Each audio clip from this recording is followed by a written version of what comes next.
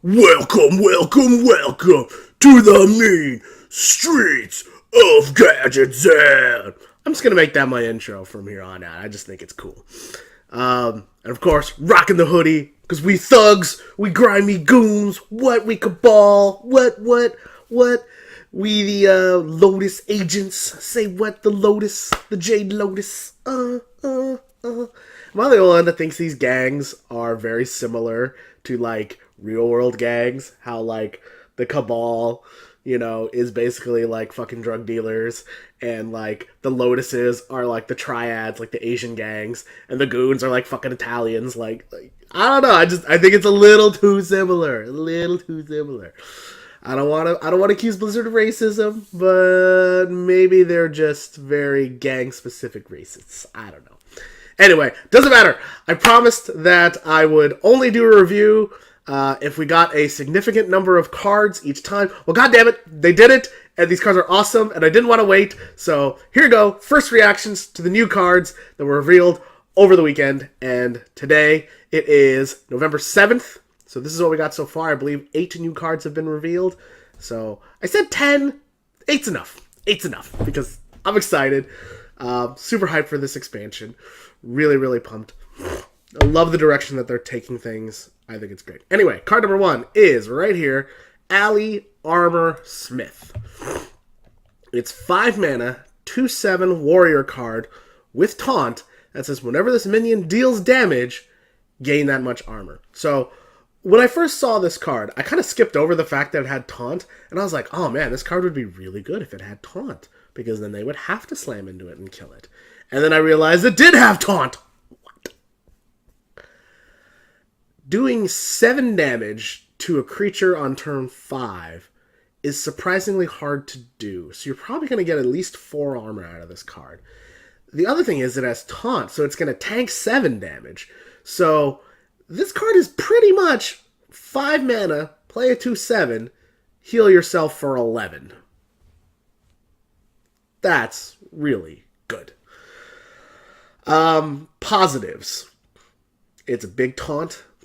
It has a lot of health. It'll heal you up a lot. If you can keep this motherfucker alive for a while, it'll heal you up a ton. You're like I said, you're probably going to get at least 2 smacks out of this guy.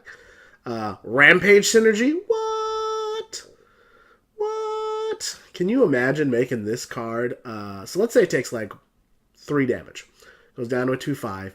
You rampage it, you make it a 5/8. And then you're getting 5 armor a swing with this dude. And it's not when it attacks like some of the other cards. It's just when it takes damage. Or when it deals damage.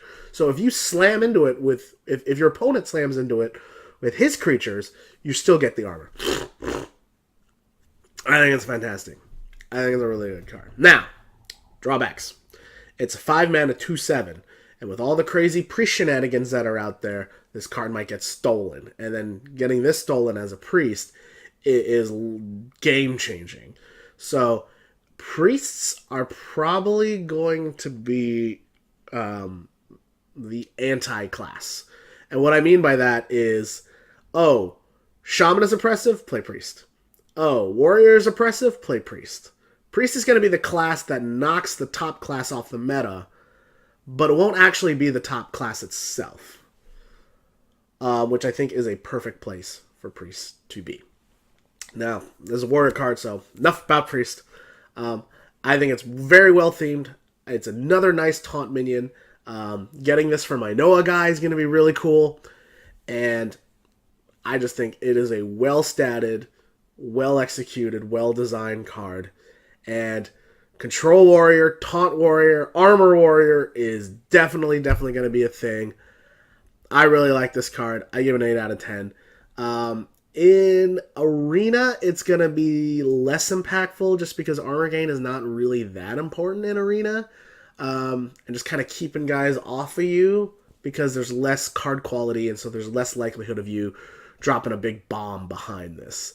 Coincidentally, this card actually combos pretty well with the wind-up Gearbot guy, the 6 mana 5/5 that draws a card if it attacks a minion and survives, because you can drop this in front of it, and then hopefully your Gearbot will be able to take a turn and then draw cards, and take 2 or 3 smacks and draw 2 or 3 cards, you know, there's synergies there.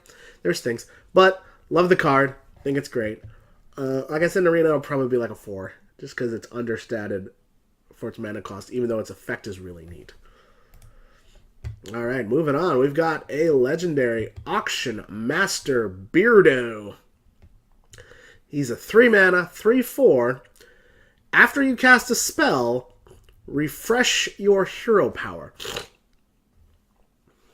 Now, I have some thoughts about this card. 1, it feels like a TGT card that for some reason didn't make the set. Because refreshing your hero power is a really big deal for Inspire cards. And unfortunately, Inspire cards are going to be rotated out next expansion. So that sucks. It's a 3 mana, 3/4, so it's still well statted for its mana cost. If it refreshes your hero power and that hero power is free, double thumbs up. Awesome. That would be fantastic.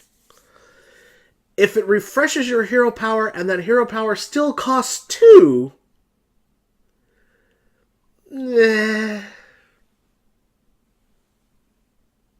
yay. Helpful, I guess. But even if you cast a 1 mana spell, you would hero power for 2, cast a 1 mana spell, and then hero power for 2. You're using 5 mana to hero power twice? Is that really effective use of your mana? Not really. You know, there's a reason why even in Hunter, who has, in my opinion, the best hero power, weaves in the hero power, you know? Even if they could hero power a bunch of times, they might not do it. Unless you could, like, pull it off, like, 3 times in a row or something like that. So there is something to be said about hero power, quick shot, hero power.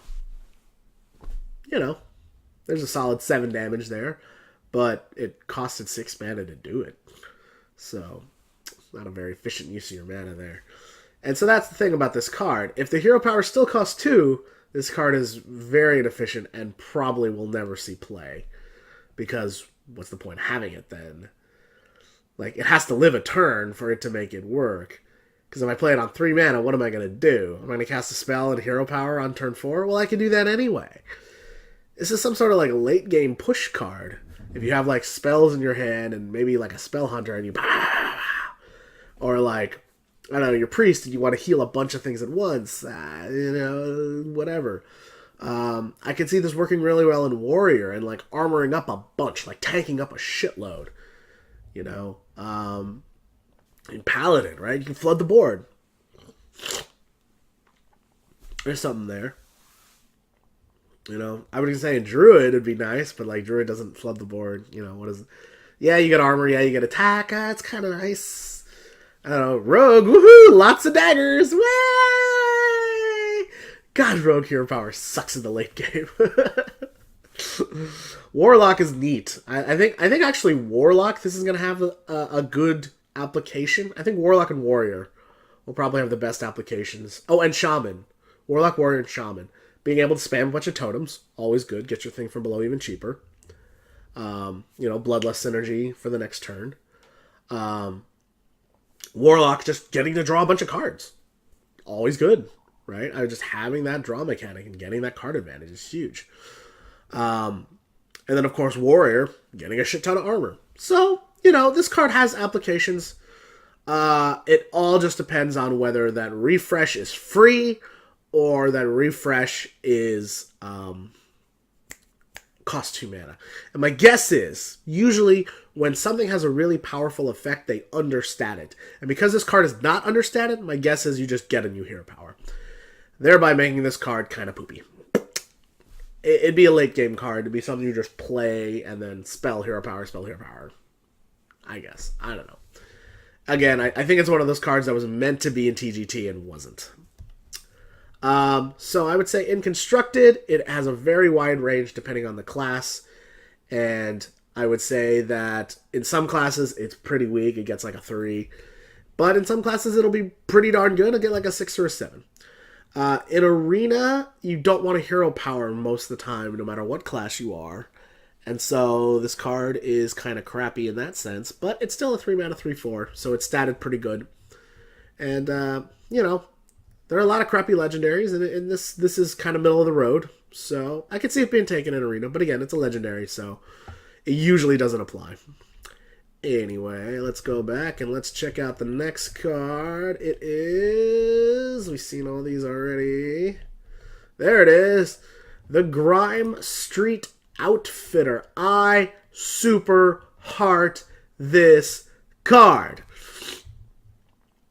2 mana, 1/1, but give all your minions in your hand +1/+1. Boom! Oh my god, this card is ridiculous. This card is so good at it because it's in Paladin. It's a Paladin card. Paladins play a lot of, aggro Paladin will play a lot of tiny minions. Can you imagine just having a shit ton of 1/1s in your hand? A shit ton of like 1-cost, 2-cost cards. You play Argent Squire on 1, you play Grime Street Outfitter on 2, boom! Everything is buffed now. Right? And then now you're dropping 2/2 Argent Squires. You're dropping fucking, you're dropping 3/2 Argent Horse Riders. What? And then Rallying Blade comes out, boom, buffs them all up again. Fucking sick. You're dropping 3/2 Arcane Anomalies. Oh, shit. 3/2 Arcane Anomaly. Divine Strength. What? Now I got a 4/5. 4/5 for 2 mana. Oh, fuck me. Holy shit. This card is going to be ridiculous. Now, it is understated at 2 mana. And it's a terrible top deck. So, I love this card, though. If you get this card on curve, and you just have 1 or 2 fucking minions in your hand, this card is ridiculous. See, because in Paladin, the idea is to get a bunch of cards out there, buff them up, and then attack. Right? So this card preemptively buffs them. It's fucking awesome. It's 2 mana, but if this hits 2 minions, it's like you're playing a 3/3. It's so good. This card is great. Love it. 10 out of 10. Oh my god, I have so many like Paladin ideas. As you know, Paladin was my first love. It was the first class I ever got to top 5 with. Oh, I'm so happy. Not top 5 legend, just top 5 rank. And this card is just going to be gorgeous. Gorgeous in that. I mean, this card is way better than A Light in the Darkness. That card has never seen the light of day again. This is just great. This is great. Notice it's very similar to the Forlorn Stalker. The problem with Forlorn Stalker is it's a hunter and it costs 3 mana, and you only get a 4/2 body, and it only affects Death Rattle minions. That's very niche. This is just all minions. Doesn't matter what the fuck kind of minion they are. Great. Now, this card combines very well with the Mean Street Marshal. The 1 mana 1/2 that if it had to attack would draw a card. Well, guess what? You play this, you got a Marshal in your hand. Boom. Auto card draw. Instant auto card draw. What? Now, imagine this card with small-time recruits. Get a bunch of 1-cost minions, and then on turn 4, boom. Grime Street Outfitter, 1 mana, buffed. Whoa! The applications are endless. Love this card. In Arena, this card is actually going to be really good too, because most of your cards are minions, and so just getting +1/+1 buffs on your minions, fuck yeah! Awesome card, excellent card, 10 out of 10, Arena and Constructed, super good, love it, awesome. Oh man, the Paladin player in me is just like, oh, so excited! Alright, next card we got, and it's another Triad card. It's a Grime Street Smuggler. 3 mana, 2/4. Give a random minion in your hand, +1/+1. So 3 mana, 2/4 is not bad. It's a little understated. I think 2-5 is probably what you would want. 3-4 is what you would want. So normally 7 stat points total. And so you're getting -1 on the attack for this guy. However, it gives a random minion in your hand, +1/+1. So it's essentially a 3-5. Even though it's not. I love when people say that. Oh, you're basically getting a 3-5. I know I just said that earlier. But the reason it's not is because 3-5s interact with the board way different than 2-4s do. 3-5s are killing 3 health minions, obviously, but they're surviving most of the attacks from 3 mana, 4 mana cost cards. And so they're living where Grime Street Smugglers end up dying. That's why they suck. So you are trading a pretty significant amount of tempo to gain that tempo on another card. Now, obviously, if you have no minions in your hand, this card sucks. So, you're not playing it in Druid. Well, you couldn't play it in Druid, but, you know, a spell-heavy class is not going to like this card. But a minion-heavy class is going to like this card. Imagine this hits on the Alley Armorsmith that we just played. Now you got a 3-8 with Taunt. Oh, sickness! That'd be fucking cool. You know, any of the awesome Death Rattle minions that Hunter runs, this would be good to hit on those. Any of the awesome, you know, Paladin cards, like I said, this would be really good to hit that. You know, and what's cool about this card is Grime Street, what is it, Outfitter? The one we just saw.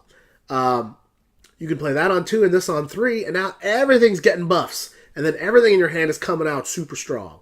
Very Paladin-esque, very cool.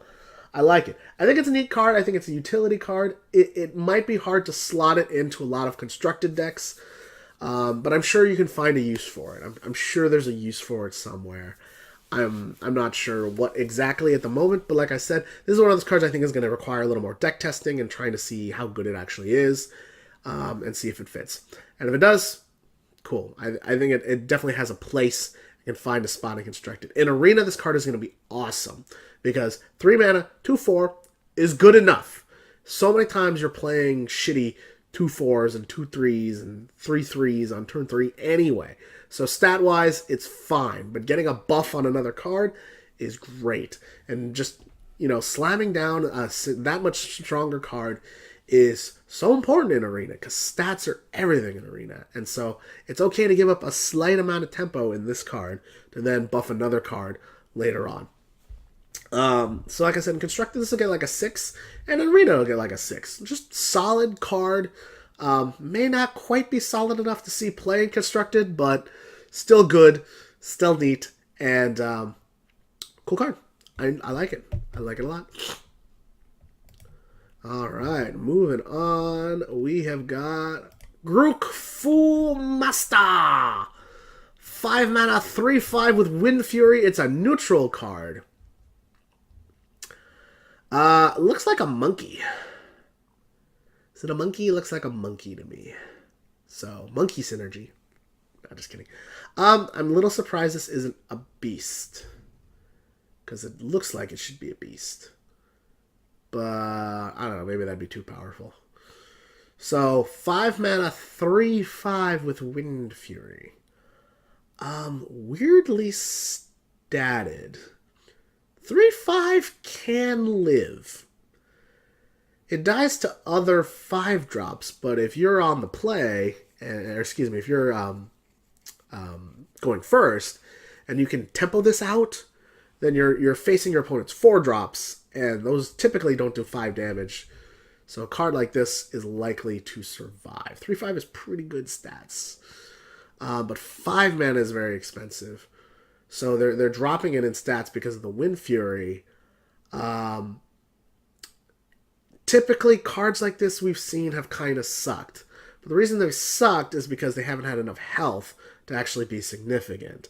So if you think about the other Wind Fury cards that are more expensive than this, that are neutral, we've got the Wind Fury Harpy, which is a 4/5 for a 6 mana 4/5.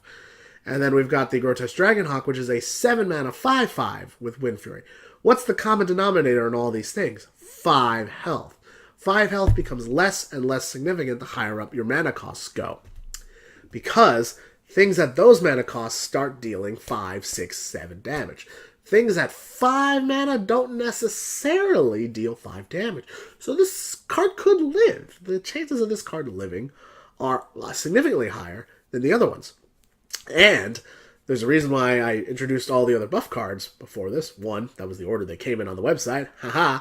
But two, imagine this card comes out as a 4/6. Aha. Now this card has significant impact. Imagine this card coming out as a 5/7.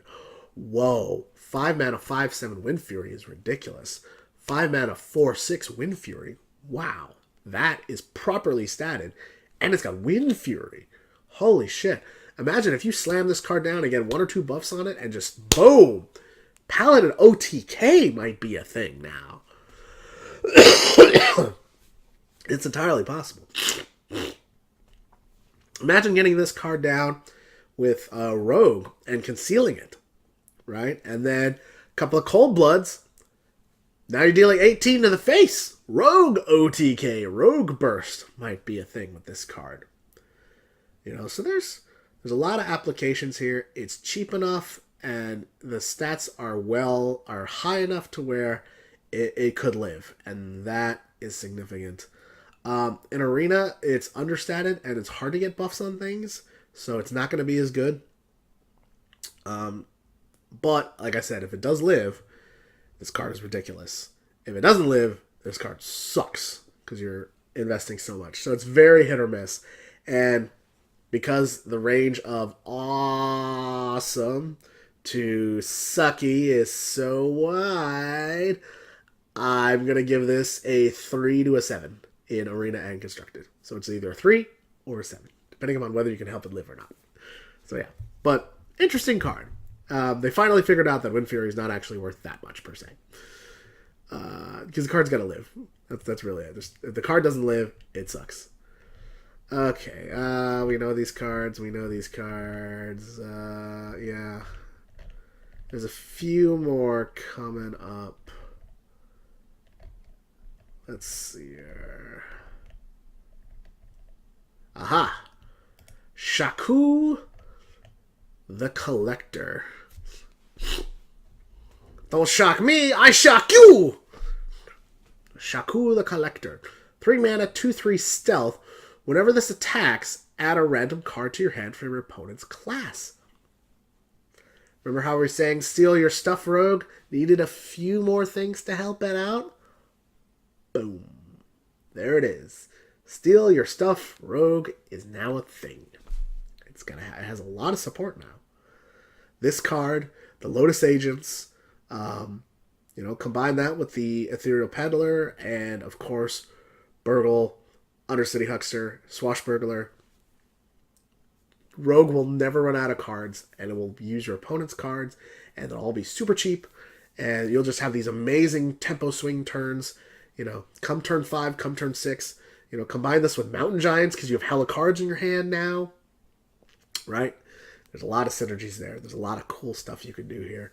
I definitely see a steal your stuff, get a bunch of big stuff, Rogue, giant Rogue, that has like Mountain Giants and Arcane Giants in it, and then it just drops hella big stuff and just comes face, right? Drops hella Giants, conceals them, and then just wham! Smashes you in the face. Couple of Cold Bloods.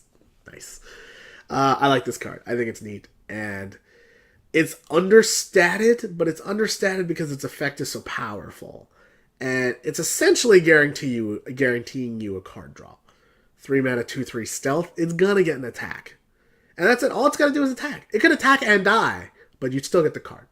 And if it lives and continually draws you cards, this card is excellent. Yeah, I love it. I think it's a really, really good card. I think it's very well designed. It's very Rogue thematic. And I think it's going to be included in every single Steal Your Stuff Rogue deck. And I'd probably include in a lot of other Rogue decks. Just having stealth and being able to buff something with stealth and attacking is a really neat Rogue mechanic. And it's a cool thing to do.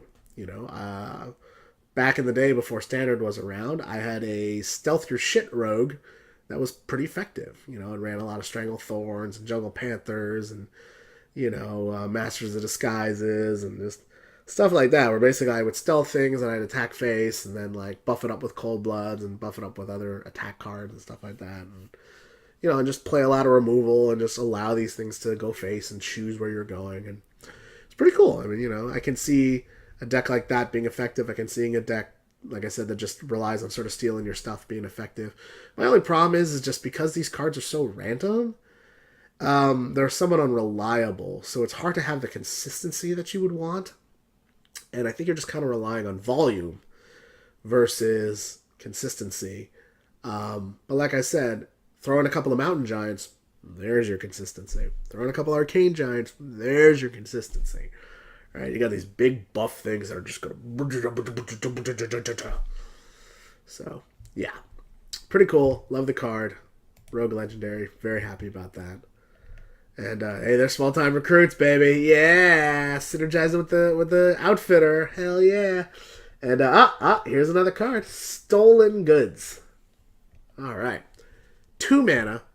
Give a random taunt minion in your hand +3/+3.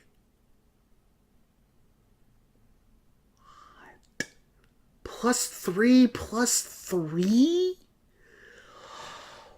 What?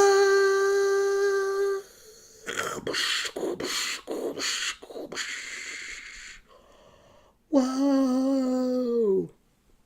So, how many times have we seen warriors just armor up on turn 2 like it's no big deal?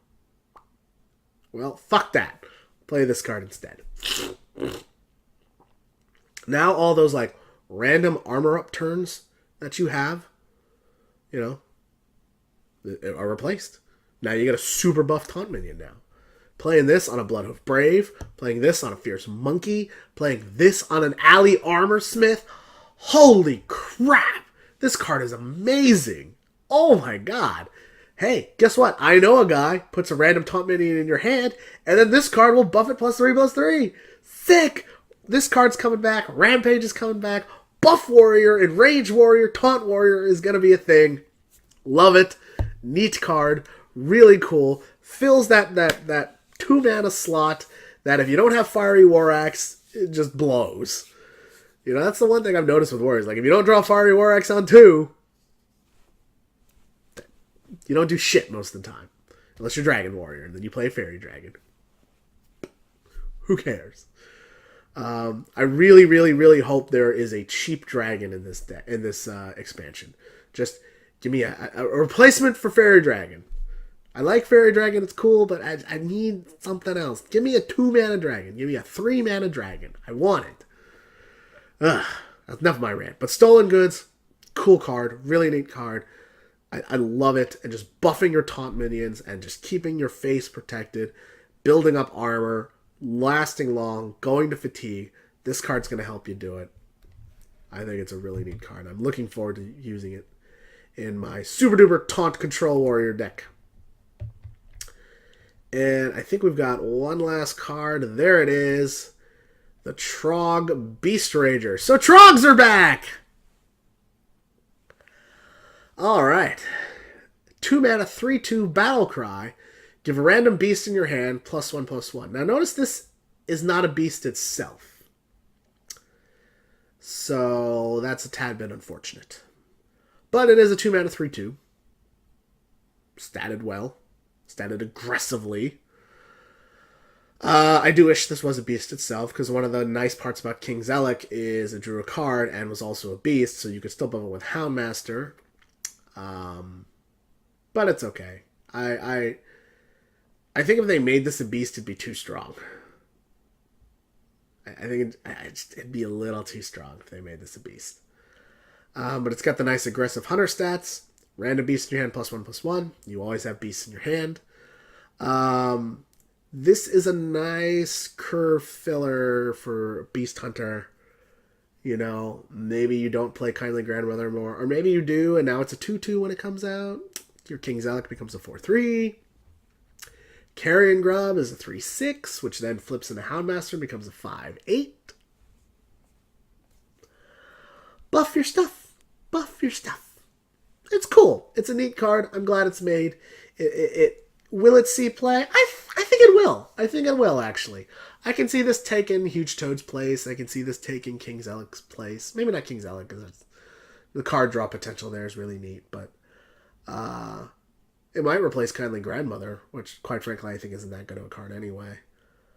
You know, there's applications there. You know, so it's cool. I like it. It's a good card. I think we'll play it. And so that's going to end the card reveal for today. Thank you so much. Really appreciate it. Welcome back to the main stage, man. Grimy Goons. What? Grimy Goons forever. Yeah. Yeah. What? I don't have a Cabal costume. I don't have a fucking Lotus Agent costume. So we're going with the Goons. We're the Goons, man. Goons forever. Yeah. Yeah. What? What? Y'all can't see me. Y'all can't see me. Rasta. Out of here.